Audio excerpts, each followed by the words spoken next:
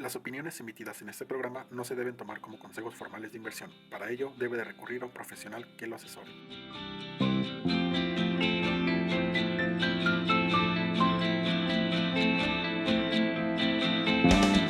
Bienvenidos a su podcast, la teoría general del podcast. Somos tres amigos que un día se preguntaron, oigan, ¿por qué no hacemos un podcast referente a la economía? Y a pesar de que la pandemia nos separó a todos, a nosotros nos juntó para realizar este hermoso proyecto. Sin más, empezamos. Muchas gracias por volvernos a sintonizar en este hermoso podcast llamado La Teoría General del Podcast. Soy Hugo Axel Rox Aguilar. ¿Hoy qué vamos a hablar? Bueno, vamos a hablar sobre la inflación. ¿Pero por qué? Bueno, ya que los especialistas de Banxico aumentaron su expectativa de crecimiento de la inflación a un 4.56%. Y esta noticia fue muy sonada tanto en el periódico El Heraldo de México, El Economista y entre otros medios periodísticos de carácter de negocios y de economía. Aunque, ¿qué es la inflación? Ya que muchos dicen que la inflación y que la inflación para allá y que para acá, ¿no? O igual te dicen que esa cosa come o que va a comer. Pero, ¿qué es? Bueno, según el ABC de la política monetaria de Banxico, nos define que la inflación es el aumento sostenido y generalizado de los precios de los bienes y servicios de una economía a lo largo del tiempo. Y entonces, ¿me estás diciendo que si sube el precio de las chelas, eso ya es inflación? Por supuesto que no, amigo. Si solamente sube el precio de la chela, eso no se podría considerar como inflación. Eso ya se tendría que analizar como otras partes del mercado de la chela. Bueno, está bien. Entonces, ¿me estás diciendo que si una vez suben los precios, eso ya se debe de considerar como inflación? Pues tampoco, ya que, como les dije en la definición anterior, es el aumento sostenido de los precios. Y en el escenario que me estás diciendo solamente pasa una vez. Entonces, no se puede considerar como inflación. Pero también hay otras cosas que van más allá de la inflación. Por ejemplo, está la deflación. ¿Y qué es la deflación? Bueno, es el decremento continuo y generalizado de los precios. Y hay varias causas en este fenómeno que se pueden explicar, pero por lo regular es por una cuestión de reducción de oferta de dinero y demanda de bienes. Y también hay otra cosa que se llama hiperinflación. Y esto se refiere a un aumento considerable de la tasa de inflación, por lo general de 50% o más en un mes. Y este fenómeno lo podemos ver como tal en Venezuela o en Argentina. Y como en cada episodio se encuentra aquí mis amigos José Islas y Alberto Tapia. Y sin más por el momento empezamos. Y Alberto, ¿qué nos podrías decir sobre la inflación? Esa cosa, pues, ¿con qué se come? Créeme que, Hugo, que aunque es un tema que muchos hablamos a lo largo de la carrera de economía, finanzas, contabilidad o cualquier carrera dentro del ámbito del área de administrativas, antes de comprender lo que es inflación, debemos retomar pues cómo se crea el índice de inflación, que es a través del Índice Nacional de Precios al Consumidor. La inflación es la diferencia entre los índices nacionales de precios al consumidor.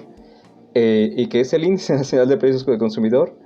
El índice nacional está formado a través de la canasta básica, algo que yo creo que muchos de nosotros hemos escuchado. Cuando dicen, bueno, es que el precio de la canasta básica ha aumentado, el precio de la canasta básica, creo que es menos común escuchar que ha bajado que ha aumentado. ¿Por qué? Porque los precios por lo regular siempre van hacia arriba. Siempre se tiende a que los precios aumenten y esto se ve a través de las decisiones de política monetaria. Pero no hay que desviarnos de esto.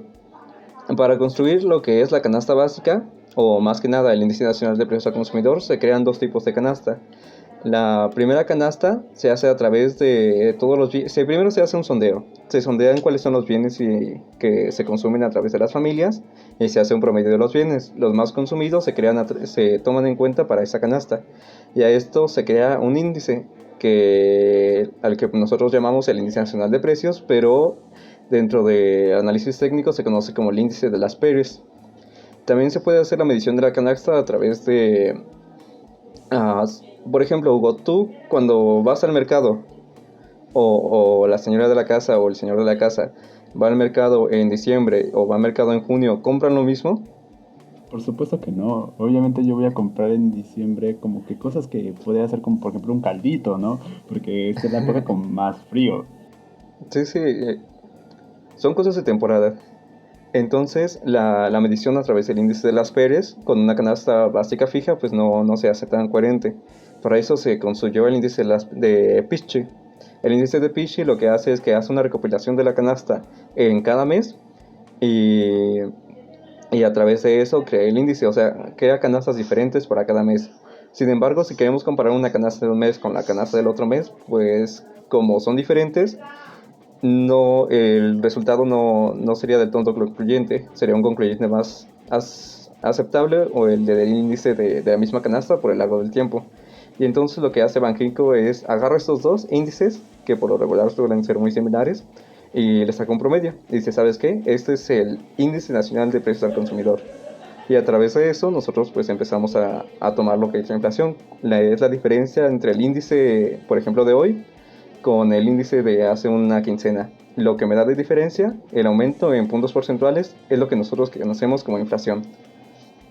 Y para eso también hay formas de medir la inflación. La inflación no se mide únicamente de un día para 15, sino que hay inflación que se mide con respecto al mes anterior, que es la inflación mensual, la inflación anual que se mide con respecto al mismo mes pero del año anterior. Esto para pues buscar dentro del ámbito económico, es para buscar pues los tipos de consumos que se dan a través de los meses. Por ejemplo, si en diciembre hay un tipo de consumo que es por lo regular, no sé, romeritos o algunas cosas que se usan a través de la cena de Navidad, pues dices, no puedes compararlo con junio, porque pues en diciembre se consume más. Entonces, ¿contra quién comparas? Bueno, contra diciembre del año pasado, y por eso las comparaciones van como de la mano, son coherentes. Y de esta manera pues podemos entender que la inflación va subiendo. Cuando nos hablan de inflación mensual, la inflación mensual subió a través de un 3%, decimos, bueno, la inflación subió con respecto al mes anterior. Si decimos la inflación anual subió un 8%, sabemos que es con respecto al mismo mes del año anterior. Y si nos hablan de inflación acumulada, es toda la inflación que se da del 1 de enero de cualquier año hasta la fecha en ese entonces. Por ejemplo, la inflación acumulada es del 15%, pues es todas las inflaciones que se han dado quincenalmente hablando y se van acumulando. Esto nos sirve de mucho para saber qué tanto aumentan los precios, y de igual manera pues todos podemos, la gente que se dedica al trabajo, ¿cómo decirlo? A que no tienen salarios fijos, o sea que se dedican al comercio, pueden aumentar los precios para que estos no se vean, sus ganancias no se vean afectadas por la inflación. Si los precios crecen más que los salarios, entonces pues la verdad es que no podemos consumir lo mismo. ¿O tú qué opinas, Josué? ¿Qué nos puedes hablar con respecto a la inflación y lo que se ha tomado últimamente? De hecho, tienes toda la razón, Luis. Hola, Hugo, igual te saluda a ti, amigo.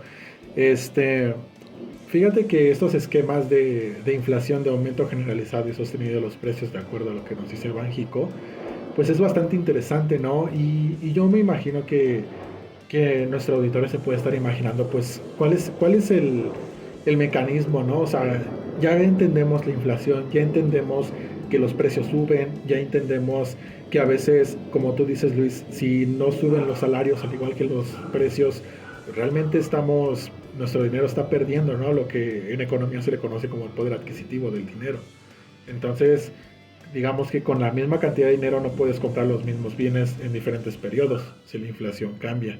Entonces, ahora la respuesta es eso, o sea, ¿qué la controla, no? O cómo se puede, de cierta forma, tratar de llevar un manejo óptimo de la inflación, o quién se encarga de hacer que básicamente los precios no se vayan al cielo o que los precios no se caigan, que pues lo veremos un poco más adelante.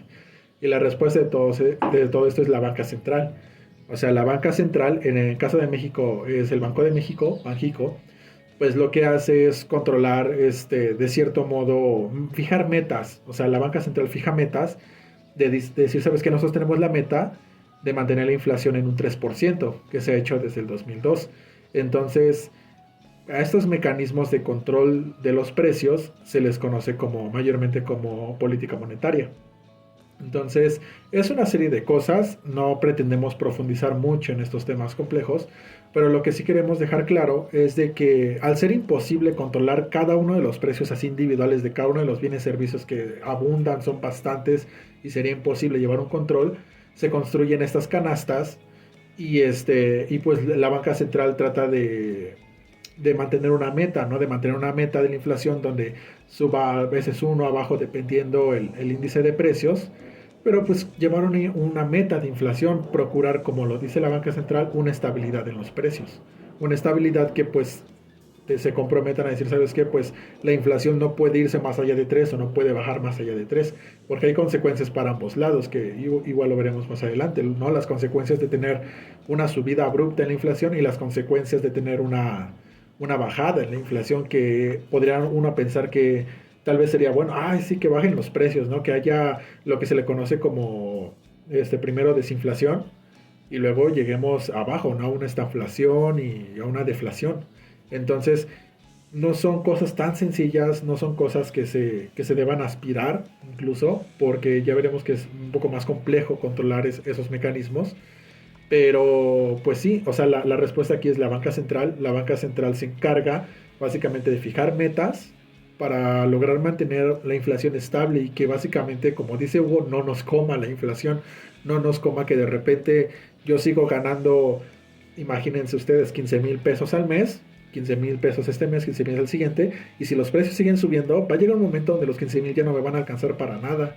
Entonces, si antes con mis 15,000 pesos podía comprarme pues la comida de todo el mes, la renta y no lo sé, ciertas cosas, pues va a llegar un momento donde ya ni para comer van a alcanzar los 15,000, que pues es el caso que estamos viendo desgraciadamente en países como Venezuela o Argentina, que tienen niveles de inflación bastante altos. Entonces hay muchos memes, ¿no? En redes sociales sobre eso, pero realmente no son temas a la ligera porque sí dependemos mucho de esto. Y también ya para ahorita ver qué onda con los tipos de inflación, pues también sabemos que, bueno, hay bienes que son demasiado volátiles en sus precios. Los precios tienden a subir o a bajar demasiado rápido en periodos de tiempo muy cortos, como es el caso de los energéticos o de los productos agrícolas. Entonces, para que estas variaciones de precio tan repentinos no afecten tanto a la inflación en general, tiende a apartárseles un poco de la medición, y es lo que es esa brecha, esa división, la conocemos con la medición de la inflación subyacente y la no subyacente.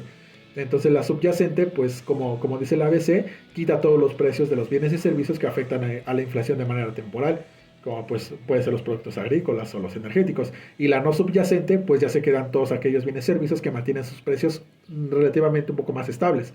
Entonces, pues son formas de medirlo, pero al final de cuentas debemos de seguir una meta. Entonces, eso es con lo que respecta a la forma de cómo medirla. Y hay una pequeña válvula por ahí que es la tasa de interés.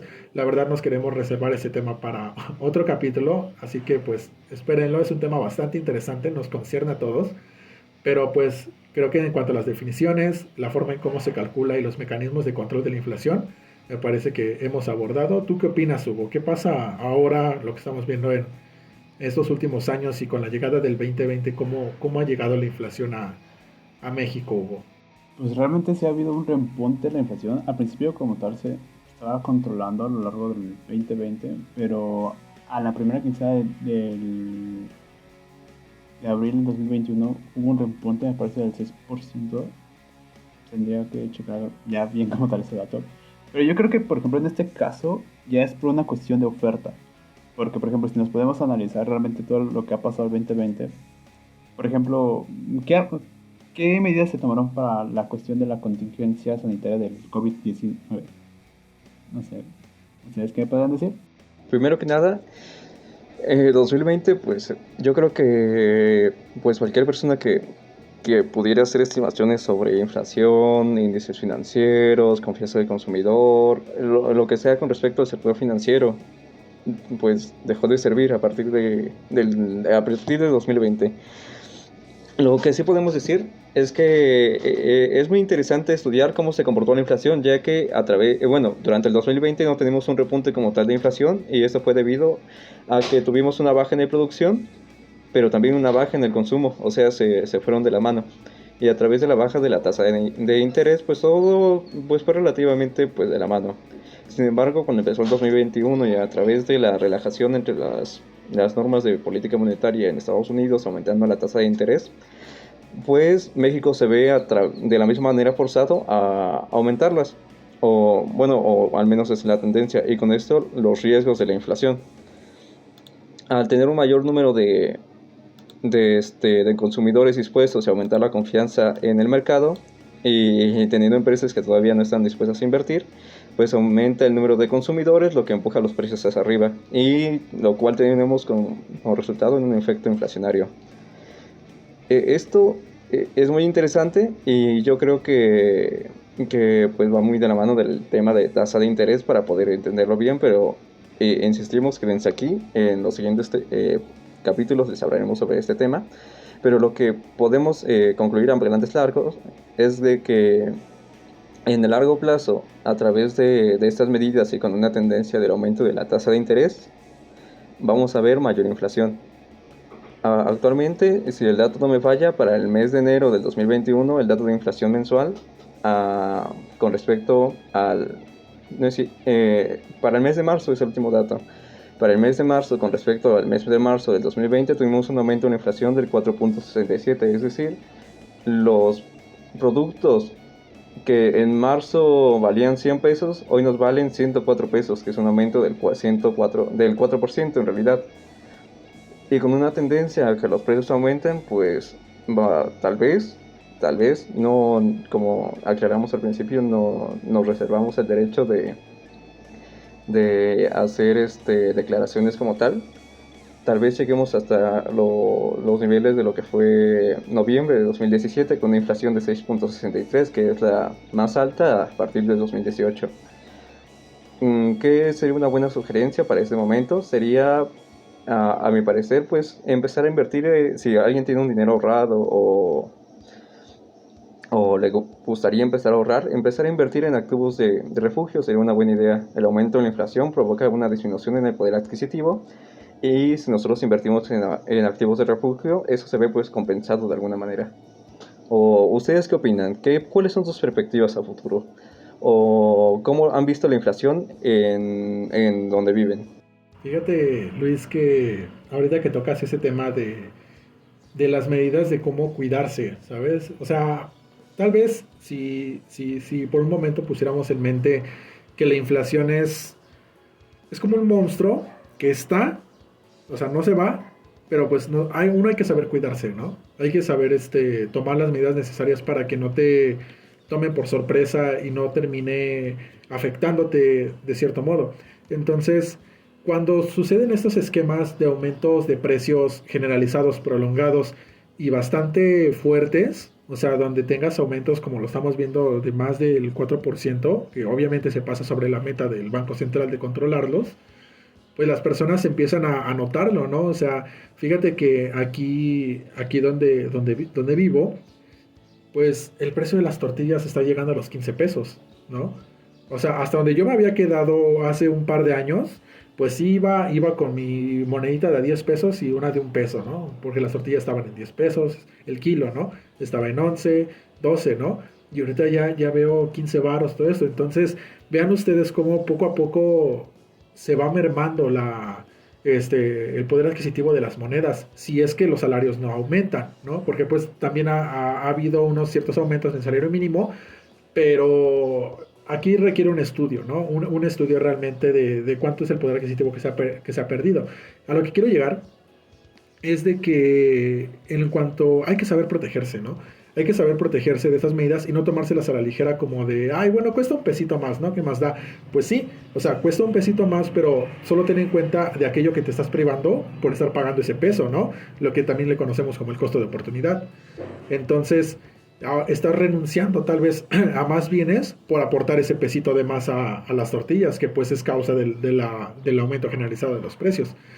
Entonces, sí se recomienda en estos casos por ejemplo, de crisis que vivimos y seguimos viviendo ahorita en el 2021, pues tratar de refugiarse un poco, ¿no? O sea, tratar de tomar decisiones financieras acertadas para que el dinero no pierda. O sea, no es momento de despilfarrar el dinero, o sea, es momento de cuidarlo.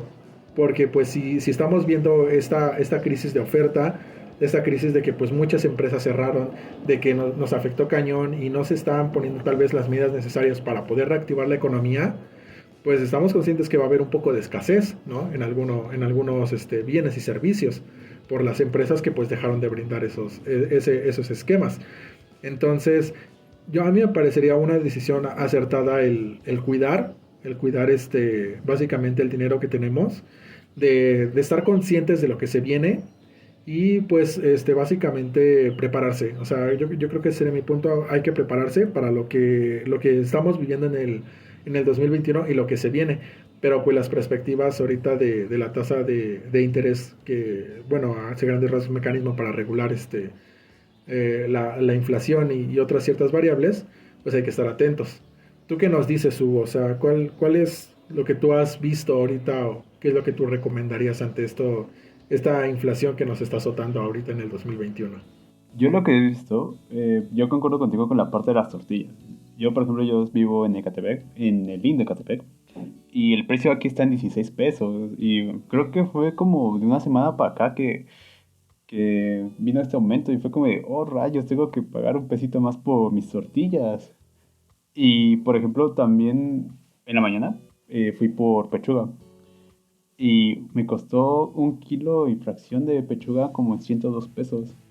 Y yo me acuerdo que hace como 2 meses o 3 meses por ahí, esto me salía como en 90 pesos o en 89 pesos. Entonces sí te das cuenta que sí hay un aumento generalizado o al menos parcialmente generalizado, porque obviamente hay otros sectores en donde no les ha afectado como tal aún, pero que es, por ejemplo, en estos productos o inclusive en frutas sí lo encuentras. Y por ejemplo, con lo que ustedes decían de los activos de refugio, eso me recuerda que, por ejemplo, en Argentina la mayoría de la banda está guardando sus ahorros en dólares, ya que, por ejemplo, es una moneda un poquito más, mucho más líquida que el peso argentino. O, por ejemplo, igual en México, cuando había una hiperinflación, ya que, por ejemplo, las mujeres, por así decirlo, compraban más, compraban sus joyerías y esas las guardaban, ya que eran oro. Aunque bueno, igual si tú compras una joyería que no sé, de X marca, realmente no te van a pagar lo que es la marca, sino su precio el peso en Sí. perdón amigos, El valor en oro, ¿no? el valor en oro, no realmente la marca, pero igual es un buen activo. Aunque igual me acuerdo que en este último año, en el 2020, pues el oro igual como que se comportó de una manera un poco rara. Hubo igual bajas, hubo sus momentos de mala racha, por así decirlo. Pero también lo que yo considero es que hasta cierto punto la inflación no es tan mala. ¿Por qué? Porque igual muestra que hay un cierto dinamismo en la economía en el cual sí hay compra y venta de bienes y servicios, en contraposición que, por ejemplo, una deflación, en el cual realmente no estás viendo que la banda esté comprando bienes y servicios, porque tú estás esperando que los precios bajen más y entonces, pues, a ti como empresario o como productor no te conviene eso, porque no estás obteniendo lo que sería para que tú puedas pagar tus costos de producción. No sé, se hace tus empleados, maquinaria o X o Y cosa, ¿no? O qué sé yo. La verdad, pues yo no soy un empresario, solamente soy un estudiante, ¿no? Sí. O aquí habrá un mente de tiburón en nuestra audiencia que nos diga, pues, ¿qué onda, no? Tú qué dices, Luis? Este, yo, yo creo que no había visto la inflación, pero tiene mucha razón Hugo desde ese punto de vista. La inflación por lo regular se suele relacionar con algo negativo. ¿Por qué? Porque pues tenemos una pérdida en el poder adquisitivo. Sin embargo, la inflación muchas veces también es necesaria. El crecimiento se puede impulsar a través de la inflación. Un aumento de la inflación se representa como un aumento en el consumo y un aumento del consumo, un aumento de la inversión, un aumento de la inversión. Es un efecto multiplicador que a la vez, el efecto keynesiano, vaya, el multiplicador keynesiano, que nos da un aumento en el Producto Nacional Bruto, en el PIB. Y no es malo, o sea, es bueno. Sin embargo, pues también dice que todo en exceso es malo. Y en eso tienen que entrar las medidas de la banca central para poder controlar el exceso de inflación y mantenerlo dentro de las perspectivas que ellos tengan a futuro. Esto, esto da para yo creo, otro capítulo del podcast. Y para todos los que están escuchando, por favor, no se lo pierdan. Va a estar muy interesante y se va a poder complementar con esto. Y pues vaya, la inflación yo creo que no sería ni bueno ni malo, sino simplemente necesario. Y como todo, nada en exceso y Es todo que, controlado.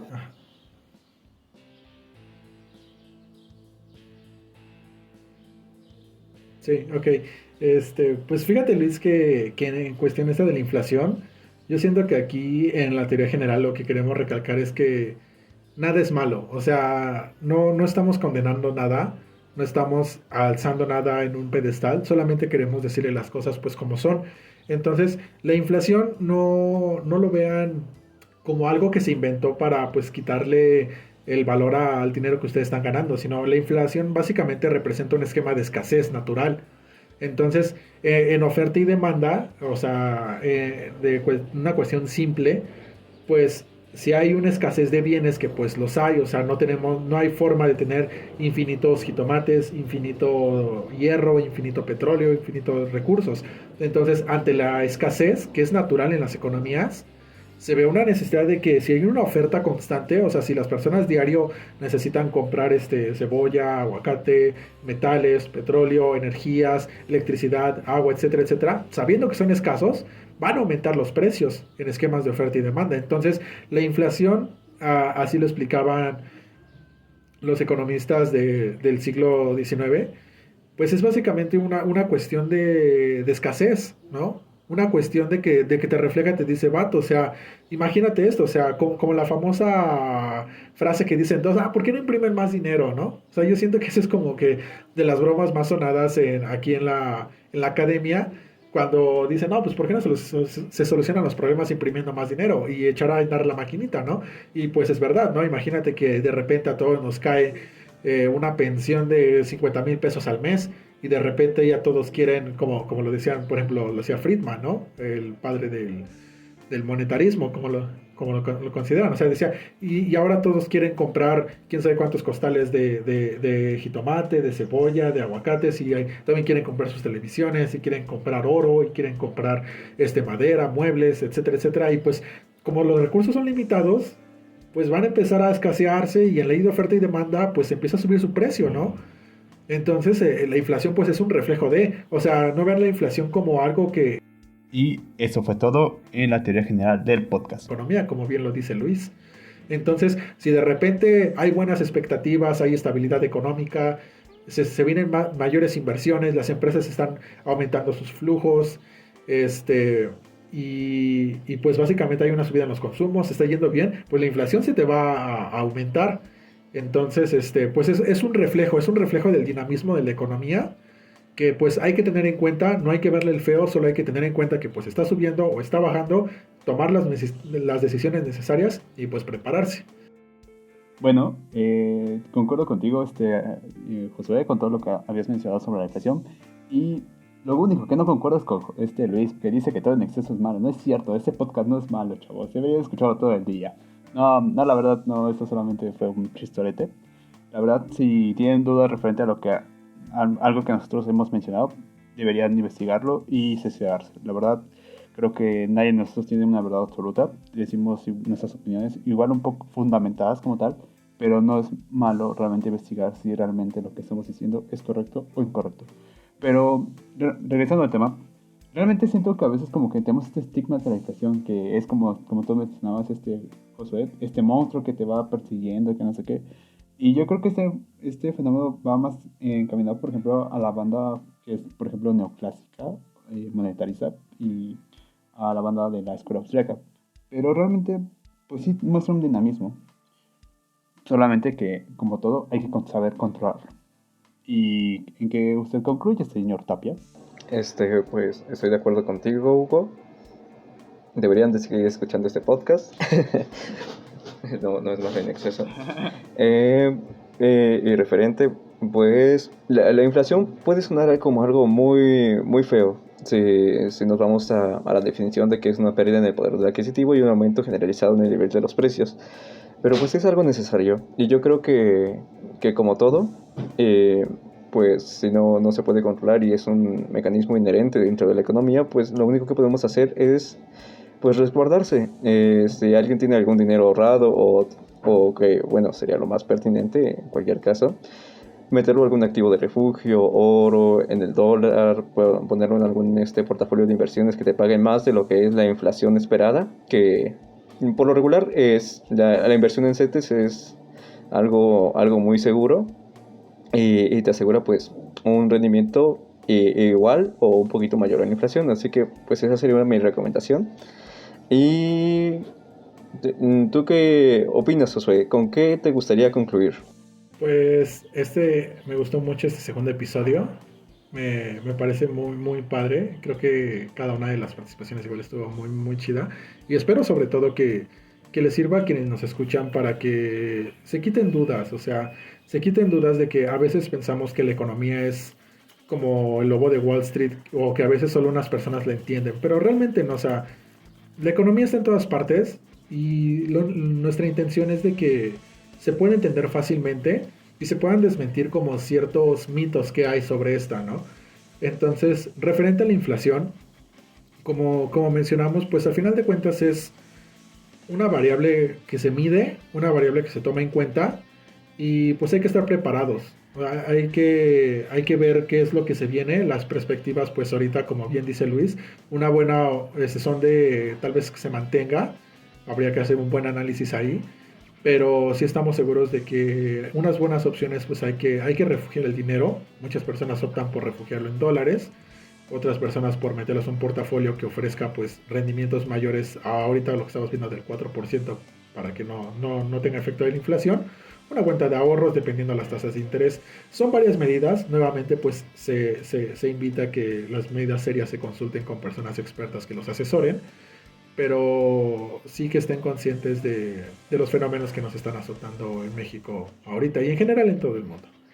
Así que pues bueno, me parece que con esto cerramos este segundo episodio de la teoría general del podcast. Les agradecemos mucho que nos escuchen. Los esperamos con mucha emoción la siguiente semana. Estaremos lanzando un podcast cada semana con temas diferentes. De una vez les prometemos temas de la tasa de interés, temas de las bancas, de la banca central y la política monetaria. Bueno, sin más que añadir, muchas gracias por escucharnos aquí en la teoría general del podcast. La teoría general.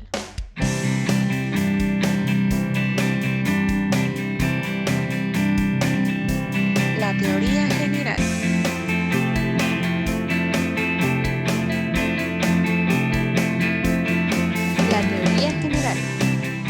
La teoría general. La teoría general. La teoría general. La teoría general. La teoría general. La teoría general. La teoría general. Teoría general. Teoría general.